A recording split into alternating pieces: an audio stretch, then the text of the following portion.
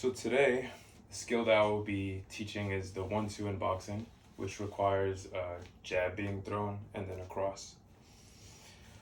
I'm familiar with the movement because I do kickboxing myself. I've been training for a few months now, and I will be teaching Monica how to perform the movement. It's like it's one of the first movements you learn because any other combination that you throw starts with the 1-2.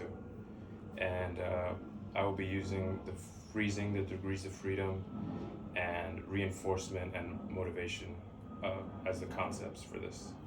So let's start off. I'm gonna teach her like how to perform it completely. So the 1-2 would be you have your right hand, your dominant hand by your chin. Your left hand is gonna be used for your jab. That's used right here to protect your face.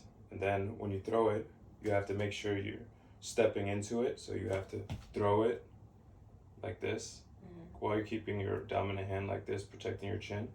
And then when you're gonna throw the second one, you have to pull this back. So it's like, then pull it back and then throw.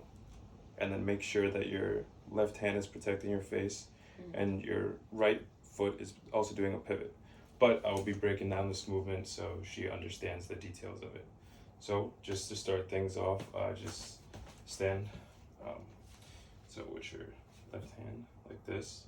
So make sure your foot's forward, right? And then your right hand is gonna be by your face.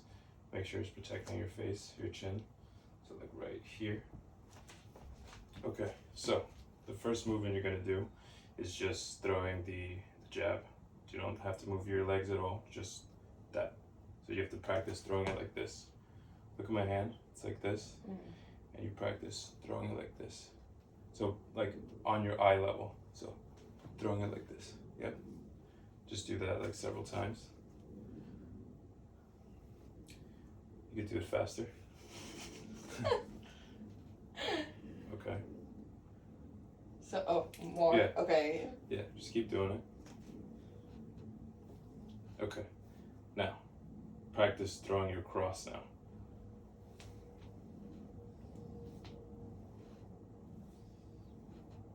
Make sure to keep your left hand protecting your face.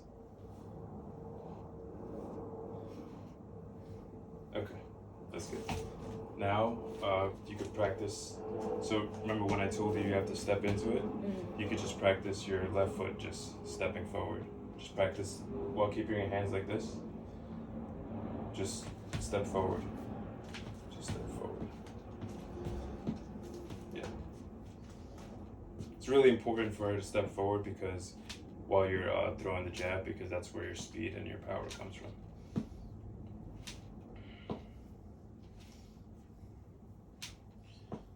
Okay. Now, practice pivoting your back foot. Yeah, exactly.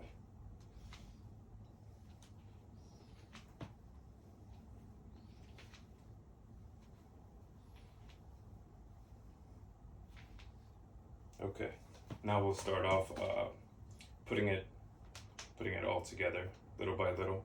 So now you're just gonna practice throwing your jab with your front foot, and that's it.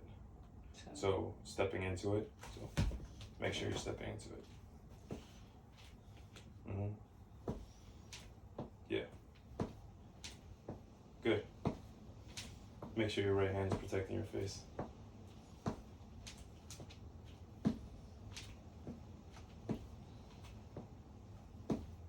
Okay, that's good.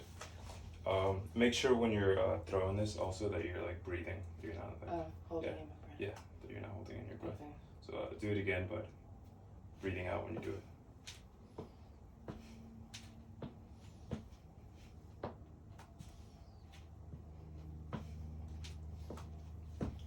Okay, good. Now time for your cross, practicing your cross. Do it with the left movement? So just to show you, like if you're just gonna do it, just watch. Just back foot. You have to like at the same time you have to. It's like Okay. yeah. So you're twisting your hips and you just. But you remember your left hand has to stay up. So.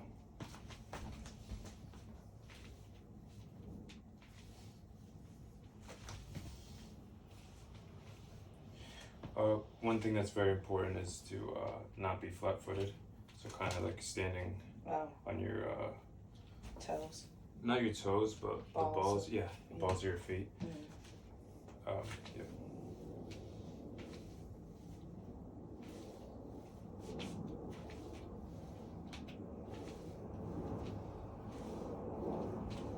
Make sure you're breathing properly. Now, with your back foot, I see that the problem, you're kind of like separating the movements, so you just have to like try your best to have the movements like look at my back foot. Mm-hmm. So it's kind of like you really, really have to pivot it, like not just like really like. Oh, okay. Maybe I should try this without shoes for some. Yeah.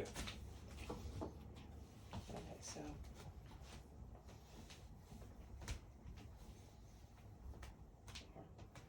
Make sure your left hand's by your face. Yeah, that's a lot better.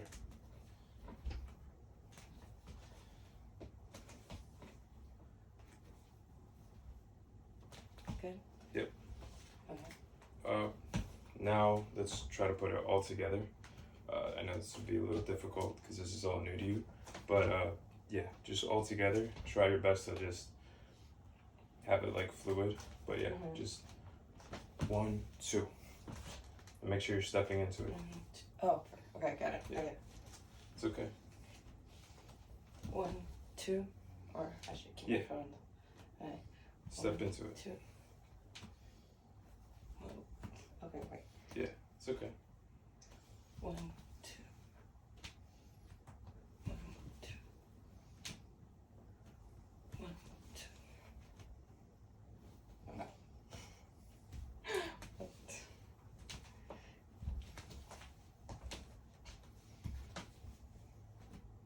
Make sure you're punching at eye level, Oh. and make sure your Keeping hand. it. Yep. Oh, both of them. Yep. Anytime you're punching, just make sure your whatever hand you're using, make sure your other hand Is is covered. protecting your face from getting hit.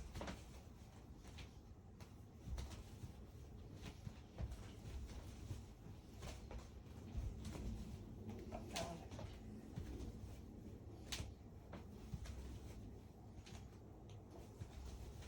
Okay, so when you're stepping, make sure that like you're standing like this, Mm-hmm. and make sure when you step, it's like so like you're actually It doesn't like you actually put as much focus as you have on your upper body on your lower body. So when you step, it's like at the same time. Mhm. Yeah.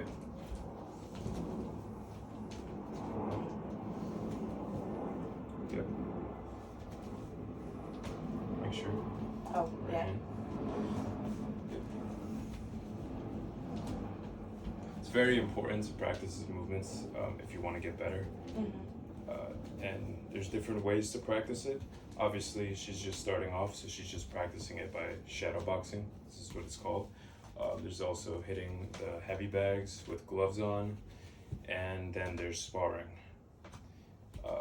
One of the things I learned from boxing is it is definitely not the same learning just doing shadow boxing or hitting the bags as it would be sparring. One of the biggest, I guess, punishments, reinforcement to learn is anytime I didn't bring back any of my hands back to my face, like if I were to punch and then do this, and if I were to do this and my hand drops, I would get hit.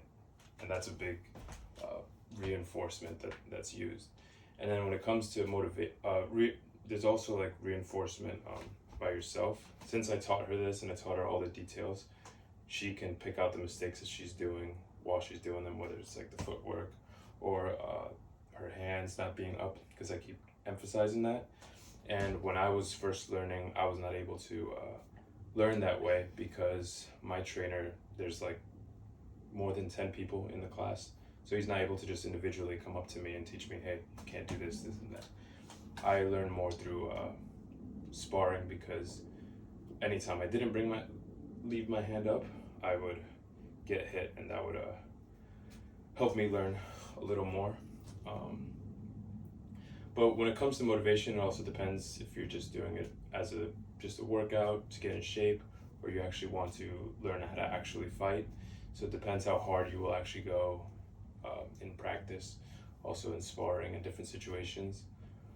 And yeah, the degrees of freedom is a very, very useful way to teach somebody, because she's able to learn all the details, and she will understand all the movements because of that. And obviously, you can't learn everything in one day, but I did try my best to teach her what I can in these 10 plus minutes. But if I had more time, and if I was training her like on a weekly basis, I would definitely practice the movements probably daily, separate them daily instead of just a couple minutes, because that would be much more effective. And yeah, that is the 1-2 combination in boxing.